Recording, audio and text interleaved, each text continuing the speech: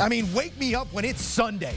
Conference Championship Day coming down the pike. Bengals and Chiefs going to lead us off 3 p.m. Eastern on CBS. Chiefs laying the full touchdown and a kick. Total in that one is 54. As we saw that Chiefs offense when they open it up and they want to go, they can go. 49ers and Rams, meanwhile, that divisional matchup going to be the third installment this season, with the Niners taking both of the previous two, including the Week 18 matchup they needed in L.A. to get to the postseason. And here we are again. Niners catching 3.5, total 46.5. All right, let's get our guy in the mix. CBS senior NFL reporter Pete Prisco here to pick apart the game plans. Pete, let's start on the AFC side of things. Bengals obviously struggled to keep their guy upright in the divisional round, surrendered 9 sacks, but they still survive in advance. Where do your eyes go when you look at this Bengals offense and the way they stack up against the Chiefs' D? Well, I think you're 100% spot on when you talk about the offensive line, particularly the interior of the offensive line. Hakeem Udeniji really struggled at right guard last week, gave up 3 sacks to Jeffrey Simmons, was pushed around on a regular basis. Trey Hopkins not usually grading the pass rush, blocking for the pass rush either, and left guard Quentin Spain is solid, but he's not spectacular. So I think it's going to be Chris Jones against those guys.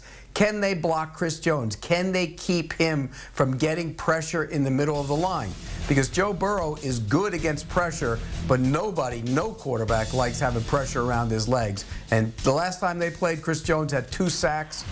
He got a couple more pressures. He's going to be a handful for whoever plays at right guard and left guard and at center, because there's a chance they could make a change at right guard. I don't know if they will, but Carmen started there. The rookie started there for much of the season. He was taken out of the lineup, but Udeniji has struggled even more. And when you look at what the Chiefs were able to do defensively, yes, things got loose in that ball game down the stretch, but Josh Allen probably shrunk that sack number from where it would be if it was a Joe Burrow under center. The mobility of Allen really giving fits there to the Chiefs defense. Let's flip the script on that. Kansas City offense taking on this Cincinnati defense. We know Kansas City does what they want when they want. It's just a matter of if they want to. No longer pushing around their food. They open up with a touchdown drive. Pat Mahomes showing off his legs and then punctuating things down the stretch, getting down the field in 13 seconds.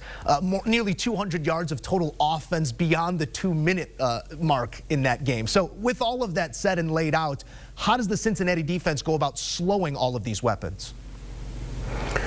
Well, the last time they played him, they did a good job on both Kelsey and Hill. They limited them to, they had 11 catches, but for only 65 yards, I think it was, and 1 touchdown. Now, there was a drop of a long pass that could have been a touchdown to Tyreek Hill, but for the most part, they did a solid job against them, and I think they're going to have to replicate that here. They have to try and take those guys away, at least one of them. They're both, they're both going to be featured a bunch, but if you can limit one of them, and personally, I would take away Tyreek Hill, because I think he gives you a dimension that nobody else in the league can give you, which is that stretch the field dimension.